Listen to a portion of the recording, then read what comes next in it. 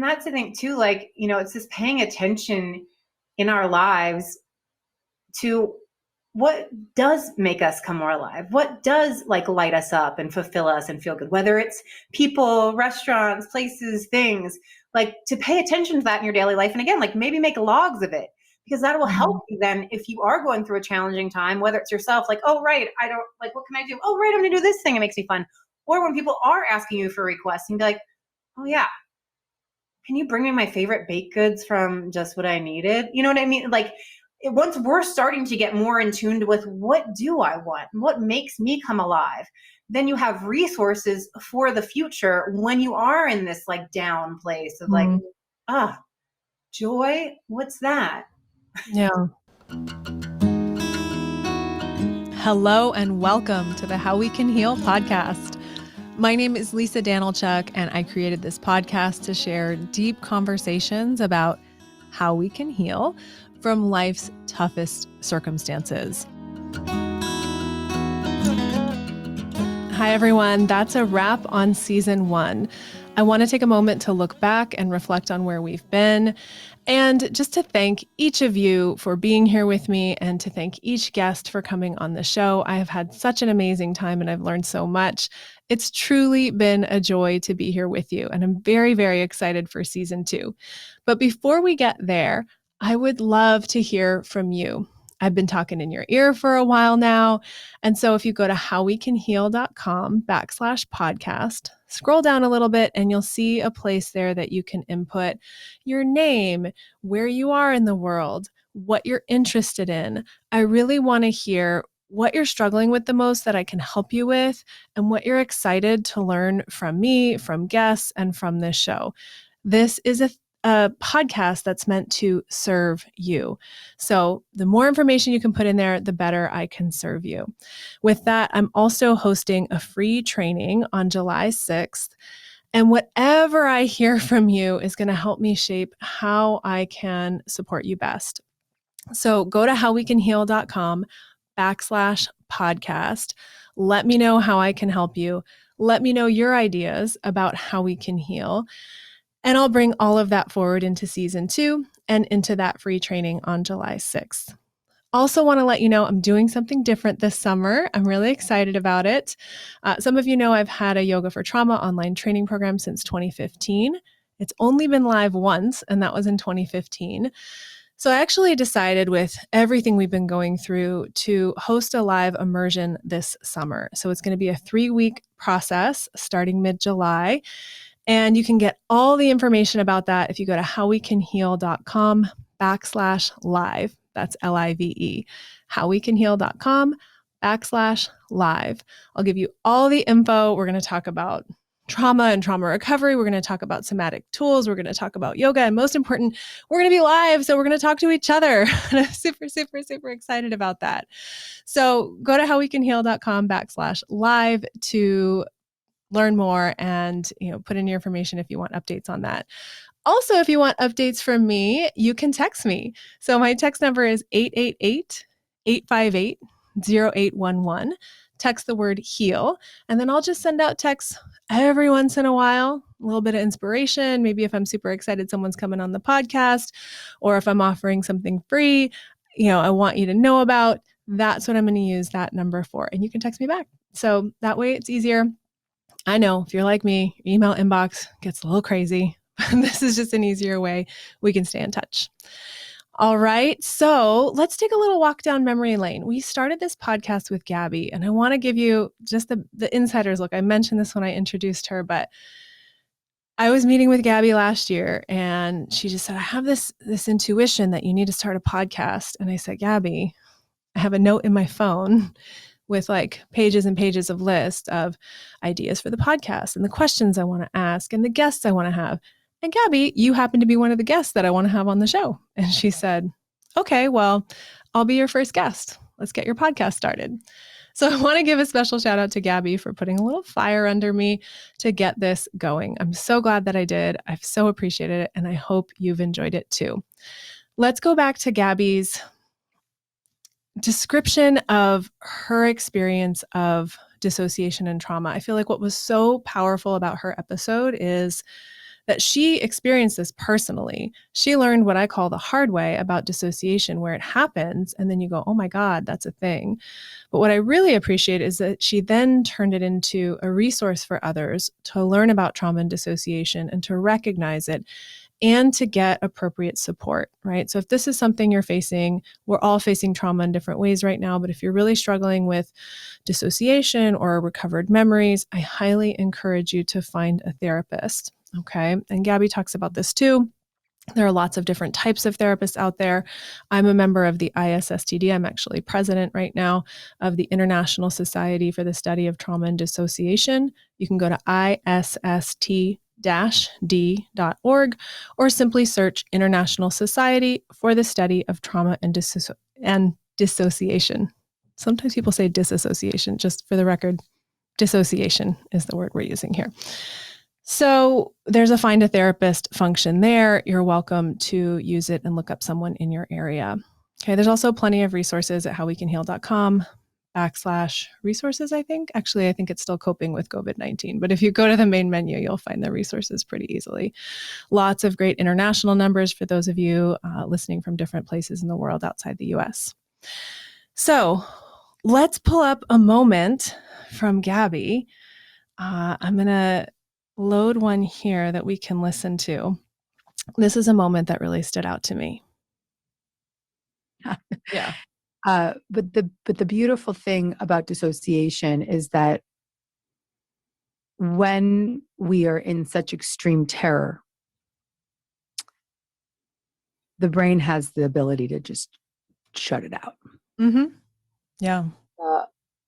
The sad truth about dissociation is that while you may not remember in your conscious awareness, your unconscious awareness, your body, your nervous system remembers it every fucking day. Every day. So we learned, among other things, in episode 1, that our body can shut out memories. Well, that our mind can shut out memories, but our body remembers, right? So this is why embodied practices are so essential and so important. We went on to talk to Kris Carr in episode 2, and she talked a little bit about post-traumatic growth. You know, it's interesting about post-traumatic growth as I'm learning more about it through the course of the work that I'm doing right now is it's post-trauma. So you have to go into the places that scare you and go into the difficult nooks and crannies of how you've constructed your life or what has happened to you in order to get to that growth. And I think that's where the rubber meets the road, and it certainly has been on my wellness journey, and also with all the people that I support and my students and people in my community and so forth. It's such a theme, I think, here so far is to, like, there's work there. It's not like, oh, this awful thing happened, but I also feel great and now everything's wonderful. It's like this awful thing happened and I stopped and I took inventory and I changed, I made different decisions. And whether it was like those decisions became really clear all of a sudden, or there was like a fogginess first, it's not, even though the result seems so inspiring or so beautiful in ways, at the same time, like there's really going into it there, right? Like facing what has happened and what it means to you, which I think takes a certain amount of, people might call it strength or resilience or grit, but it takes something to really courage, I would just say, to look at how is this impacting me and who do I want to be now? And it's almost easier to just like drink or overwork or over whatever to not feel and not ask those bigger questions, but there's a huge cost to that, obviously. So we talked about post-traumatic growth and really moving through it. So, we start with sometimes bad things happen, big things happen. We can't remember them. Our body remembers. And then in order to get to what we might call the other side, or to really access that growth, we need to also, in time, in pace, face what it is that's challenging us. In episode 3, we spoke with Suzanne O'Brien, who specializes in death and dying, and she had so many beautiful stories of inspiration around passing.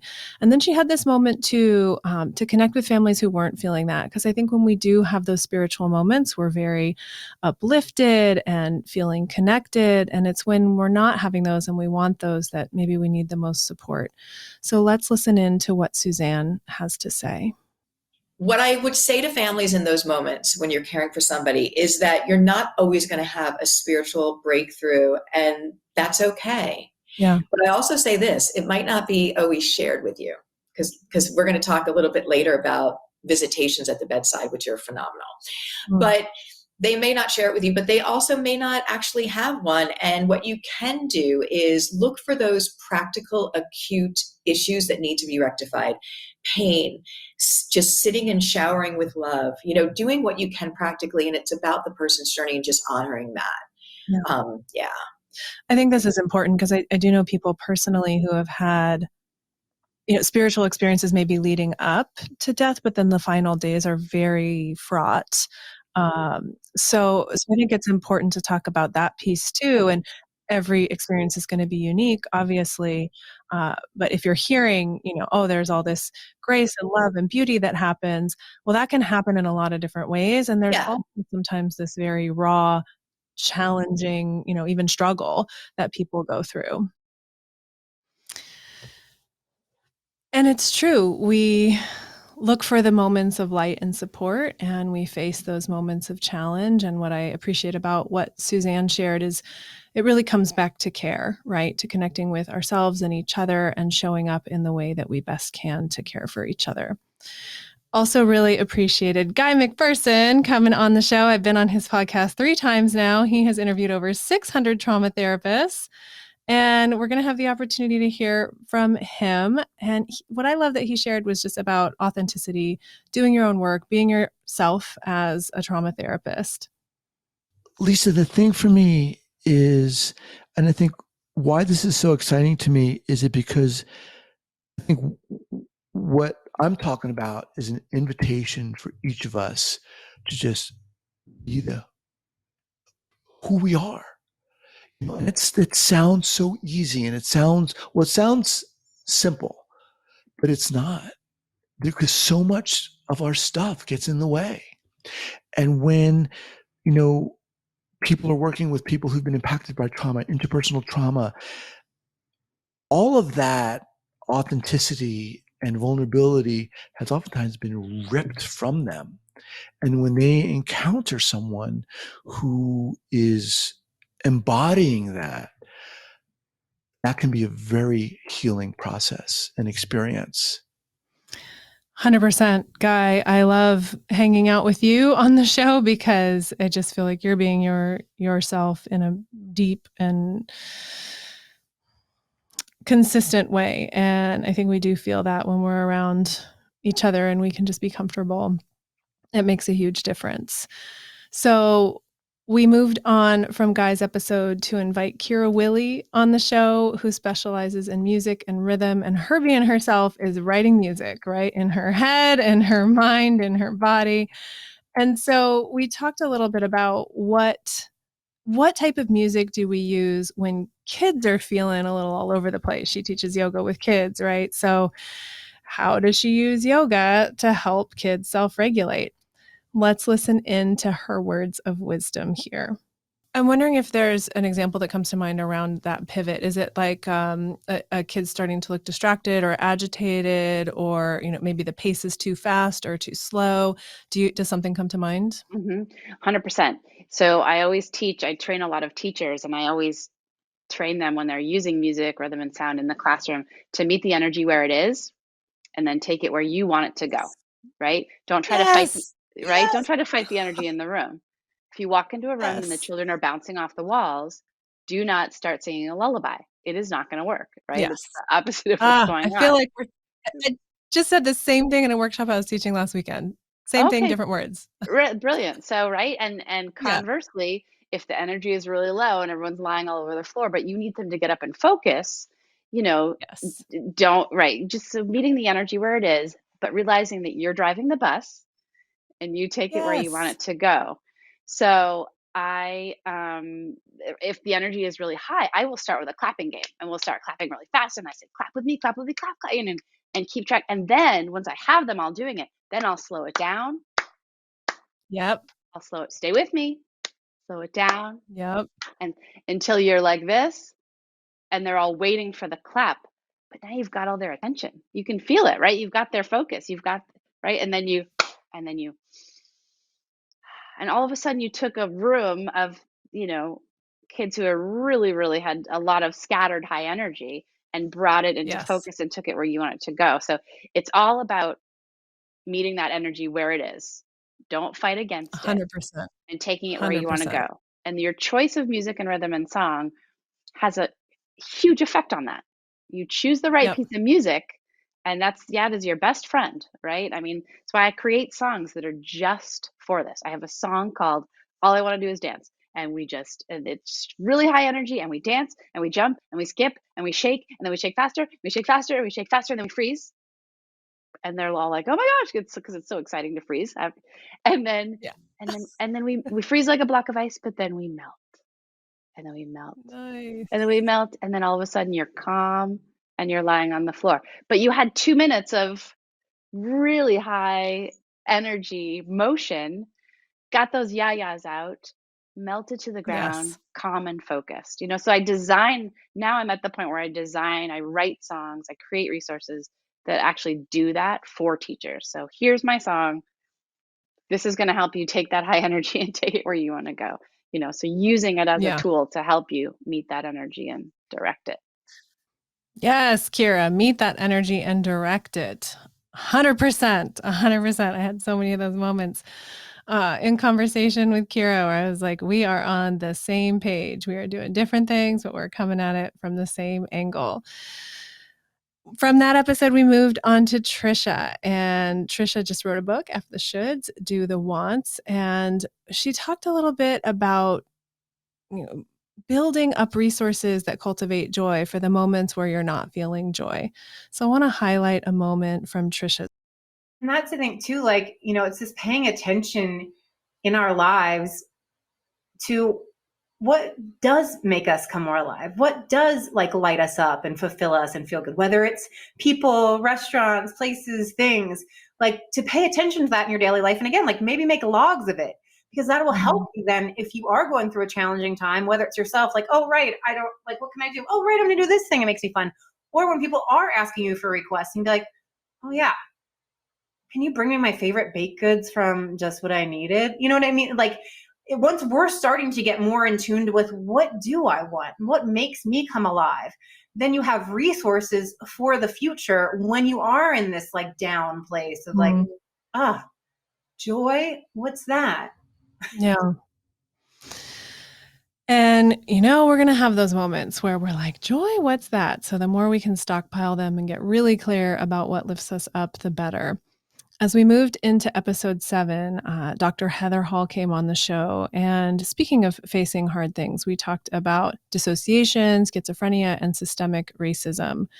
So there's a moment at the end where we were really talking about how do we change this? What's the way forward? And I want to share that moment with you now. So in terms of changing this pattern and changing the outcomes for these patients, it's about listening to people. It's about being attuned to symptoms of dissociation. It's about understanding how trauma impacts people and also valuing racial trauma, discrimination, and social defeat. Yes. That is actually traumatic. Yes. What that does and imagine a dissociative process where you need to separate yourself from a lifetime. Because it's so painful to be continuously mistreated. Exactly. And I would hope that most people, I'm assuming a lot of people listening to this have that empathy, but I would hope that most people could get, it's really painful to be continuously mistreated. And then from there we can kind of make the next step to, well, how do we respond to trauma, and what's kind of last line of defense? And this is where it just, Heather, makes so much sense. And when you were presenting the other day, I was just like, you just lay it out, right? It's just A, B, C, D, E, F, G. That's what I try to do, right? You did it really well. And I mean, even just in conversation now, it makes a ton of sense to me. And I'm really glad you're writing about this. I know you've published stuff recently. So the presentation I gave at the ISSTD, I have actually submitted a version of that to a publication. Hopefully yes, we can get it published. Good.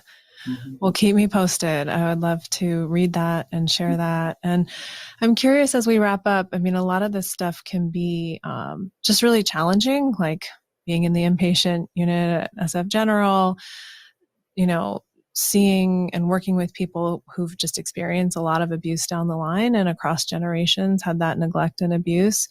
So what gives you a sense of hope with all this work that you're doing? That it's treatable. Yeah. And then the more the more we can recognize it, the more we can put our efforts into developing effective treatments, we're going to find that we can help people. Yes, we're going to find that we can help people. It is treatable. So there's a lot of hope in Heather's episode. It seems like it definitely is a really challenging topic, but there's a lot of hope there in that she's understanding things in a way where we can see a pathway to treatment, and that's inspiring. From episode 7, we moved into episode 8 with Rosita Cortizo, Dr. Rosita Cortizo, and she shared how she works with pregnant women and moms and families. And one of the interesting things she shared that I really appreciated was how a pregnant mom might be concerned that feeling stressful feelings or reliving challenging memories might harm her baby. So here's what Dr. Cortizo had to say about that. Then there is the conversation. Can my anxiety, if I cry, if I have therapy with you, would that affect my baby? And that's a very valid comment, very repetitive. And my question is, I think if something is bothering you and you don't work on that, that's going to affect you now and that's going to affect you later. And it's going to increase probably in how much it affects you and your family. So why don't we tackle that now and reduce it so you don't feel it? And then it's an opportunity to educate moms about stress, about, the baby and how they can talk to the baby, protect the baby. I also, from the first day or second day, I asked them if I can talk to the baby. You see, I asked for permission. Can I talk to the baby? Do you have a name? Do you have a nickname? And it fostered already that connection. The baby, it's already here. The baby, it's not an object. The baby, it's not a package. The baby, it's here. And it's a part of our conversation. We're having family therapy in a way. And everything we do, it's going to affect the baby. So when we have heated discussions, I want to use that and tell them the baby, it's probably not as present as it would be when it's delivered. But you still want to pay attention to and keep in mind that when you're having adult discussions, you want the baby to be in a different room, in a protected room where the baby don't get to hear these conversations. And we sometimes talk about that in the context of therapy. When the baby is in the womb, we say, well, could you imagine the baby having a veil, that it's protected and it's not a part of this conversation? Sometimes I even apologize to the baby. I'm so sorry we're talking about these things. They're a little bit difficult. They are not about you. It's about mom, and we're taking care of them. So you see, so the baby, it's already not responsible, and mom learns behaviors that later on when the baby's little, mom and dad are going to have arguments, or mom and mom, dad and dad, whatever preferences those are. And whatever the adults do, it's not the responsibility of the child, nor it's the child responsible for those. So much goodness in that. Rosita shouting out that the child is not responsible for the parents' feelings, that it's actually really healthy for pregnant women to address their trauma now rather than waiting for it to come out later during the stressful times of parenting, and so much richness in that episode. So thank you, Rosita, for all you do to support women and families and pregnant women and all the babies that are coming through the 9-month window and out into the world. So after Rosita's episode, we had Christine Forner on the show to talk about dissociation, mindfulness, and securefulness. And of course, I want to highlight securefulness. It's something she and I have talked about for a little over maybe a year or two. I don't know, the last few years are such a blur. It's been a couple of years we've been talking about this concept, and she describes an aspect of mindfulness that we don't talk about very often that's very important, and perhaps one of the essential elements of how mindfulness is healing.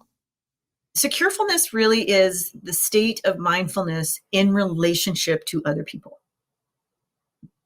Yep. That security, that secure attachment in combination with a mindful state of present awareness. That mindful state of both your own present awareness and another person's present awareness. Yes. Yes. So we're talking here about our own mindful awareness, building a sense of safety within ourselves, and that additional presence of another person, maybe a therapist or a friend, helping us feel safe and secure in relationship. So essential for our healing these days. From Christine's episode, we moved into a conversation with Delia Ginorio about intercepting cycles of violence. Essential conversations.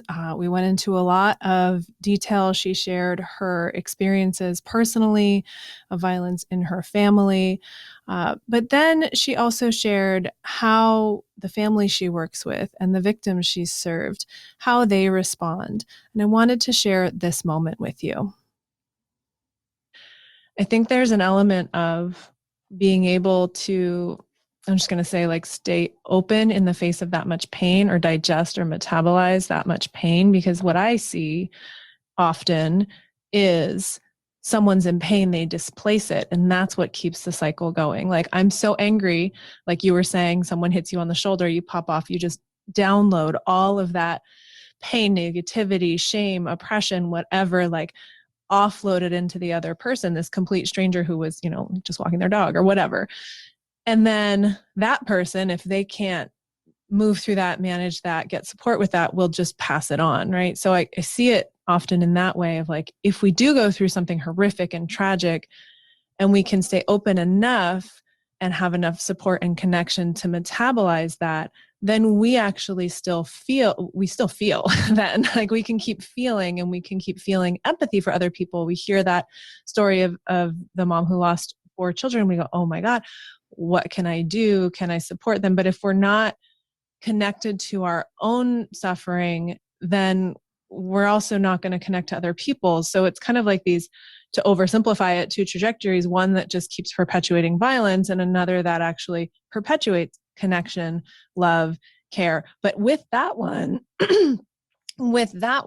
there's sadness, loss, longing, having to feel the shame, having to feel and move through the anger. And that stuff's not easy. No. And that's where I feel like, like you said earlier, I love this. People used to be crazy for going to therapy. Now I think you're crazy if you don't go to therapy, because then you don't have space and support for all of those things that are just going to happen in any life, right? And in any life, there's going to be those hard emotions.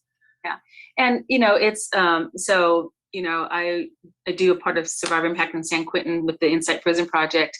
And, I've had some of the lifers, that have really, they've changed their lives. They're pillars in the community of San Quentin, and they're doing restorative justice. And they'll come up to me and just say, Delia, it was so much easier just being out in the yard, working out, being mad, angry, hard. When I opened up and I started doing this work, it's so much harder to understand the impact that I've had on so many people and my own family, my victims. It's easier to be shut down, right, than to actually face what we feel. And what I appreciate about Dewey in the next episode is she gave us an example of precisely how she'll cope with hard things in the moment, using breath and using mantra. So let's listen in to Dewey Turner, who works with the Air Force, has taught yoga at the Pentagon. Let's hear what she has to say about actually modulating that pain and discomfort in the moment. And just in the context of the world right now, and there are always so many challenges, but it seems like in these last handful of years, there have been excessive amounts of global and systemic and personal challenges that come with that. So any other sort of yoga inspired or mindfulness inspired general advice you would have for folks who are just like, I'm just hanging on by a thread these days? What are some practices that really help you? Okay. I think like one that I really rely on every day is breathing. Yeah. I think, we have so many, I wouldn't say triggers, but there's so many things that happen in the world that demand a reaction out of us, right? And we can subscribe to that. So noises and your boss that walks in, or your spouse or significant other did what you expected him or her or they to do. So you are reacting to the world. And when we take control of of breathing, we are able to, again, I mentioned that earlier, self-regulate and have a little bit more of a saying in how we react, right? Mm-hmm. And even if you're triggered, you can, okay, for a moment, I'm going to inhale and exhale longer. I do that all the time. I go to those meetings with these big people in there. I'm like, I don't have all that rank, and I'm like super intimidated, and you can't help it. Your heart starts racing, and then you have to talk. And the last thing you want is to come with a cracking voice or, show that you're not prepared. So, simply putting my feet on the floor, pressing it down. We talked about different things, but for the yogis listening, you extend your shushuma, you roll the you extend your spine, you roll the shoulders, and you inhale and exhale longer. And that right there helps to bring down all this, all this demand for a reaction in the world, and you start self-controlling. So for me, breathing works really well. And then also works well when I'm like 3 p.m. and I really could use an espresso right now, and then just a little bit of my more vigorous breathing. So I think the breath gives us an opportunity to respond to the world in a way that we have more of a saying than the world just demanding of us a response. Breathing for sure. Yes. Thank you, Dewey. Now, that can feel really simple, and it's something we always have with us, right? We carry our breath everywhere we go. We're able to make a conscious choice whenever we can just remember to do that. But I also know that it can feel in the face of really big trauma, like, oh, okay, you're going to tell me to take a breath? Yeah, we're going to use our breath to support what we need. But I want to move on to our last episode, episode 12, where Meghan talks about all these other elements of yoga that helped her in healing after the Boston Marathon bombing attack in 2013, the terrorist attack. So she talks about feeling like her bones are shaking and using breath, but also using some other things. So let's listen in to Meghan's wisdom. Beginning, it was just those things that really had nothing to do with yoga and just the structure of how classes run.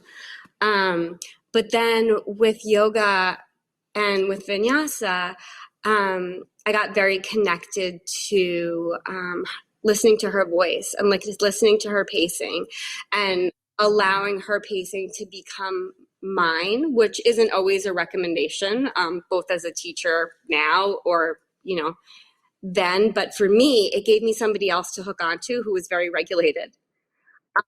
And I could mirror and pair with her without even knowing that that's what I was doing. And I used to, and I still kind of sometimes say that it feels like my bones are shaking.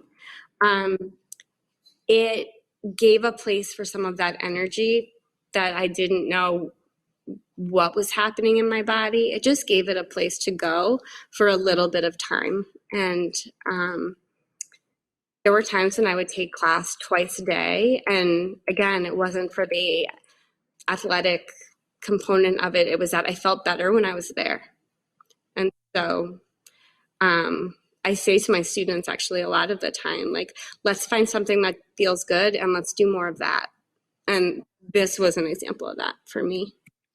Let's find something that feels good and let's do more of that. I think that's a great place to wrap up the season. We did have a additional episode, maybe a emergency episode in response to the recent shootings. And so Christine O'Donnell came on the show, and I don't have a clip yet of that to play, but we just took some time to reflect and really apply all of this. Sometimes I feel like people respond to my work with like trauma, what's that? Or healing, that's so airy-fairy. What do you mean by that? And this is what I mean by that. I want people to have safe, emotional, steady places to go when tragedy strikes. I also want people to think about how to prevent these things by caring for people, like we talked about in Delia's episode, who are causing harm. How do we bring empathy and care to those people as soon as possible when they need it, so that they don't get to that point of destroying other people's lives? There's a lot of really deep conversations in this, which is the point of the podcast, right? To have those deep conversations, to keep these thoughts out there and moving. So I encourage you to share this with friends and continue the conversations, to let me know what's on your mind and the big questions you have. I'm not coming with all the answers. I'm not coming with prescriptions. I'm coming with conversations and hopefully things that can stir in us hope and can stir in us direction, right? Into the next step towards something better than what we've been swimming through and coping with. I've said this, but we're processing a lot of collective trauma right now, and that is no small feat. That takes, I'm confident, like protein. Like I know for myself and a lot of other trauma therapists, like we'll notice our appetite change when we're working with really deep emotional work. Like I'll crave more protein or I'll crave more sleep. And so I feel like there's this deep restructuring happening. And so if you're feeling tired, nourish yourself, take care of yourself. And I'm really, really excited to move into season 2. We've got some incredible people coming on the show. Raw Goddess talking about economies and sustainability and making change while being financially sustained. We've got Natita Gassel and Zabi Yamasaki and some wonderful, wonderful special guests. Even one of my yoga students from way back in the day who's been teaching and providing services is going to be coming on the show. So without giving it all away, I'm really excited to have them on and to get this started end of June, early July. So keep your eyes out on your podcast apps. If you're on my email list, I'll send you an email when season 2 is going live. And in the meantime, if you're looking for some extra healing, I did put together a 7 days of healing experience that went along with launching this podcast. So it's available to you if you go to howwecanheal.com/7. It's just the number 7. You don't have to spell it out. howwecanheal.com/7.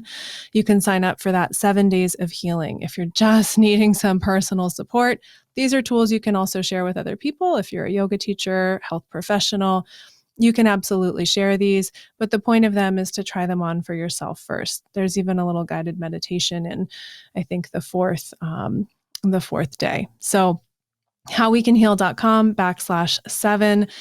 Thank you again to all the wonderful guests who have come on the How We Can Heal podcast. If you're interested in coming on as a guest, you can email info@howwecanheal.com and we will consider your request. We have a really long list at this point, but I love hearing from you and hearing about the amazing work you're doing. And eventually, hopefully, we'll get to everyone.